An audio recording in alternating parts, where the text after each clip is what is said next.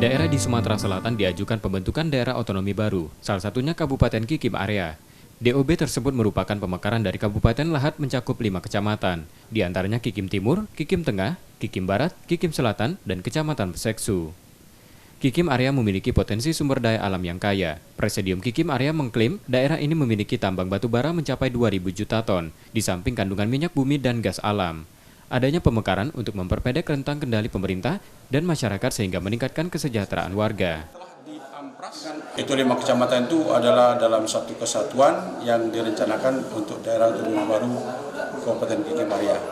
Kita berharap supaya dapat memberikan kemudahan ataupun memperpendek rentang kendali alur masyarakat dengan pemerintah dalam hal untuk meningkatkan kesejahteraan masyarakat. Presidium DOB Kabupaten Kikim Area telah mengajukan usulan ke pemerintah pusat. Namun pemerintah masih memberlakukan moratorium usulan pembentukan kabupaten dan kota baru yang jumlahnya mencapai puluhan. Rizky Nurmizan, Kompas TV, Palembang.